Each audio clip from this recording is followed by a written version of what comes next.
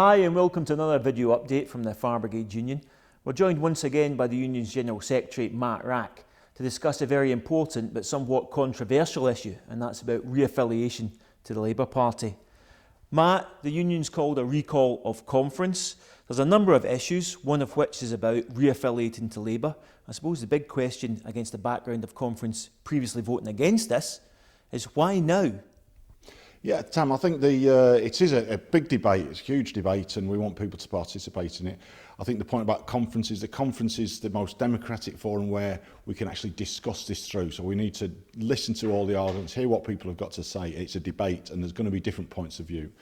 Conference in 2004 voted to disaffiliate, and that was in the aftermath of the 2002-2003 pay dispute, which was very bitter and was under a Labour government. And with whom we had lots of rows and disagreements and so on. So that was the logic of that. I think that the position has changed dramatically in recent months, particularly with the election of Jeremy Corbyn. And we have to go to the heart of that. Jeremy Corbyn is a long-standing ally of this union, a long-standing member of our parliamentary group. In fact, we've got pictures of him on picket lines going back to 1977. So it's hard to find anyone else in Parliament who's been such a consistent supporter of this union and indeed of unions altogether. Likewise, John McDonnell, the Shadow Chancellor now, is the Secretary, or has been up to now, the Secretary of the FBU's parliamentary group. He established the FBU's parliamentary group, and again, consistent supporter of this union, of other unions, of public services, of workers' rights and so on. And this has dramatically changed the situation, and I think the union has to discuss how do we respond to that changed situation. I think there's two issues we've got to think about. First of all, when you've got two long-standing allies in such key positions who are, let's face it, coming under huge attack, and there's a battle going on, we have to take part in that battle, in my view, on that side.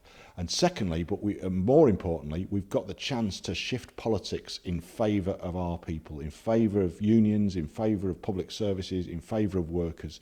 And that is an opportunity that doesn't come around very often. You know, we've faced 3 decades, in fact, of unions being in retreat, public services being under attack. We've got a chance to shift politics towards us, and that's why we're asking to have this debate. Matt, the union represents tens of thousands of members across the UK Fire and Rescue Service, many of whom hold a wide variety of different political opinions.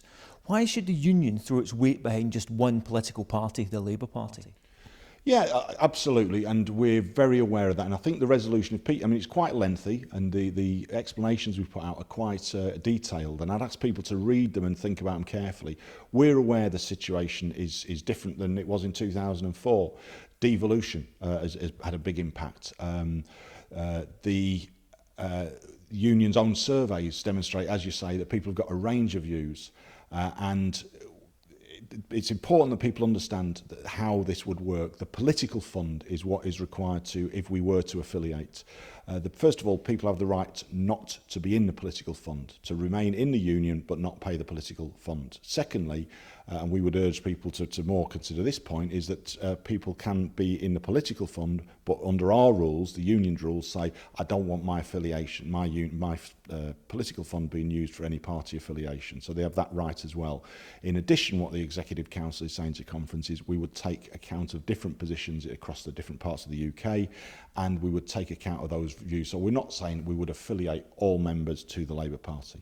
What it allows us to do is to get in there, engage in that campaign, engage in that battle, and fight for our interests in there. Well, Matt, you've just mentioned that. We're a UK-wide union. Labour's been wiped out in Scotland.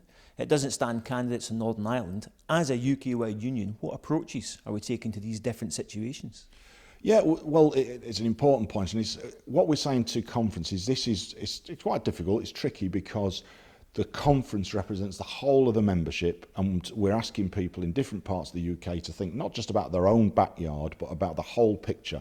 So we'd ask Scottish delegates to think about the picture in England and Wales. We'd ask Welsh delegates likewise. So we are saying that in relation to Scotland, although there'd be a general affiliation, we would not affiliate to the Scottish Labour Party, which does exist as a separate political registered organisation with its own registration and accounts and so on. Likewise, the Labour Party does organise in Northern Ireland. We would not affiliate to I think it's called Labour Party in Northern Ireland. We would not affiliate there. So we're trying to take account of the differences in the different parts of the UK. We're also making a very clear point, actually. We engage with politicians across the board anyway. We always have done. I've got my political views, but regularly I have to sit across the table from Tory ministers. I don't get engaged in a slagging match. I try and do business and present a professional case to them on behalf of all of our members. That side of it will continue, absolutely. Well, Matt, we're a democratic union. This is an important issue, a controversial issue. How can the members out there get involved in the making of this decision? Well, I think I would first of all urge people to read the material. There's a lengthy resolution that's going to conference, and then there's an explanatory all-members circular. And we'd urge people to have branch meetings, and if you feel strongly, speak to your branch rep, speak to your brigade officials, and make your views known. This is a democratic debate. I'm not saying the Executive Council always gets everything right, but the Executive Council has thought this through very carefully and is putting a recommendation as the leadership of the union to the union's conference. Conference determines, the conference is the supreme decision making, not the Executive Council, not me, but conference. So that's the place to have that debate. And before that, people should feed their views into their delegates to conference. Matt, thanks. Please get involved in this debate. For more information, go to our website, which is www.fbu.org.uk, or follow us on Twitter @FBU National. The union's also set up a Facebook page, Fire Brigade Union. Please find a lot of information there. But until next time, thanks very much, Matt. Thanks, Tam.